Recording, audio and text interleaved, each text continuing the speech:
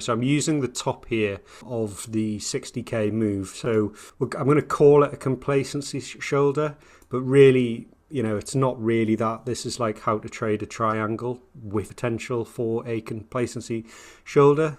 So I'm just going to quickly rattle through this, but assume that this could also be in the form of just a standard, triangle. So it doesn't have to be a one which puts in high highs and higher lows like this. It can just be a flat top triangle as well. So anyway, the way that I've found it quite useful is you get your pump, you then get your first sell-off, which is kind of what we're doing now. That's what we're doing at this very moment in time. We're doing an initial sell-off. What should happen next? Or what might happen next. So in theory, you should have already taken your profit if you were like in a leverage trade or whatever. Now looking for a trade, want to see some sort of bottoming pattern, and then I would take my first trade and I would only be looking for resistance. It's very unusual for Bitcoin to put in a big move, have its first correction, and then just continue on, particularly after a pump like the one we've just seen. So that's why I don't mind taking profit, back at resistance. So that would be my first trade that I would look to take. But, often I won't see that one. I might miss that. And I think this is the first most highest probability trade that you would then take in the triangle. So once you're looking like you're definitely going to put in a higher low, open the trade at that point. And let's say, just for argument's sake, we'll just use 1 and 2 Bitcoins here. The way I like to do it from that point is, let's say I would have 2 trades going on here. So I'd go long 2 Bitcoins in this example. I would take profit on 1 again at resistance, same as the example over here. But I'd leave the other one open, just in case it continues on to the upside. And I'll show you that's actually what happened last night. This exact thing happened in the last 48 hours. We've had both outcomes of what happens next. So I'd take the profit on that particular 1 Bitcoin. I'd let the other one run. So I'm effectively, when I get to here, I'm still 1 Bitcoin long.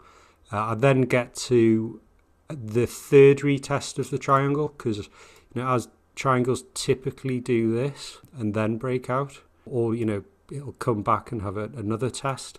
So it's got to be one of these two is likely to happen if it's going to be successful. So I'll definitely take another attempt at the trade at support, but probably with quite a tight stop loss just below resistance. So I would then at that X be too long again, but I'd get stopped out. So the stops I drag along the diagonal line here all the time. So even for the one that remained long, that would still have the stop along the diag or just below the diag. You then get stopped out in this particular example. You can normally or often you'll find that the distance from the top of the final push to the breakdown, often exactly the same sort of distance that you get there. And then you get the opportunity to long it again. I mean, again, you might not do that. It's possible you don't want to do that, but once it comes and retests the diag, great opportunity for a short, or at least to exit if you didn't get,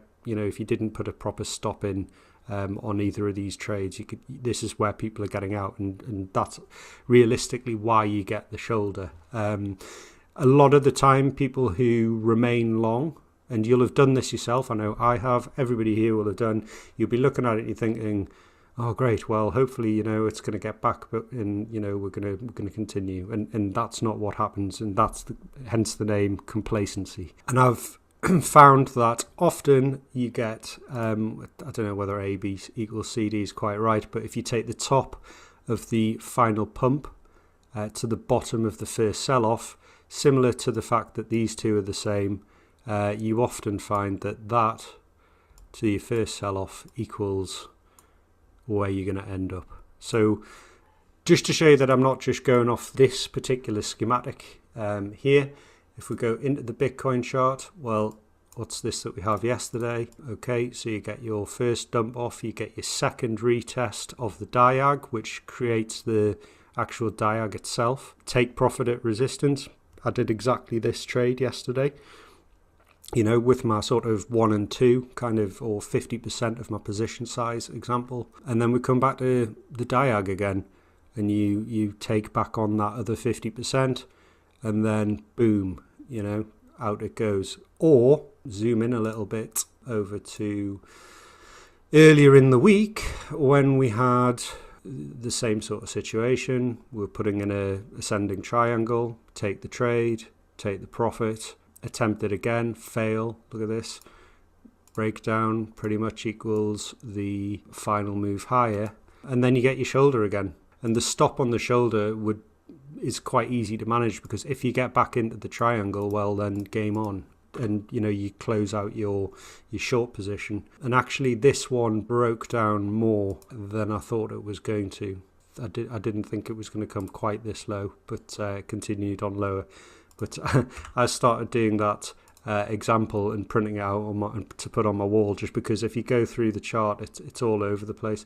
This is an example where you did actually get a complacency shoulder, but you would have already made money. You'd have longed here, you'd have taken your profit here, you would have attempted to long here, failed, potentially shorted the complacency, but then you can see that it actually got back into the triangle and it went higher again.